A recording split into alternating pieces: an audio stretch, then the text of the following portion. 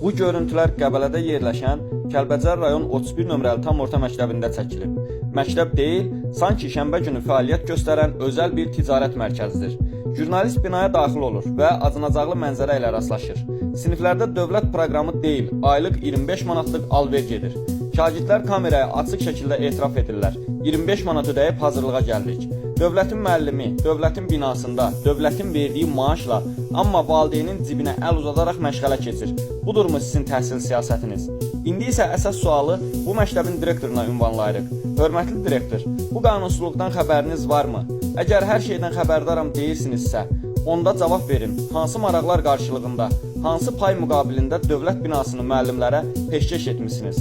Yox, əgər xəbərim yoxdur deyirsinizsə, onda siz necə direktorsunuz ki, rəhbərlik etdiyiniz binadan nələrin baş verdiyindən bixəbərsiniz? Bu idarəetmənin iflası deyil, bəs nədir? Bu birbaşa rüşvət və vəzifə səlahiyyətlərindən sui-istifadədir. Aidiyyəti qurumlar bu məsələni ciddi araşdırmalıdır.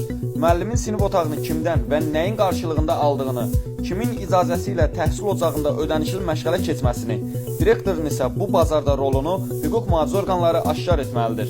Təhsil ocağını rüşvət yuvasına çevirənlər şagirdin dili ilə ifşa olunan o 25 manatların hesabını qanun qarşısında verməlidirlər. Salam, hoş geldin. Necəsiniz? Bura neçənsinizdir? Ödəniş nəzəsi keçirilir, bilirik. Salam uşaqlar, nedir? Müəlliminiz, adı nədir müəlliminizin? Adı nədir? Vəfa müəllim. Neçə manat hazırlaşırsınız? 25, 30, 50. Adım Müsal Kəlbəcəridir. Jurnalist Müsal Kəlbəcəriyəm. Məktəbdə heç vaxt hazırlıqlar olmaz. Dövlət hesabında ola bilər. Amma repetitorun fəaliyyəti məktəbdə qəti qadağandır. Başa düşdüm mən. Məktəbdən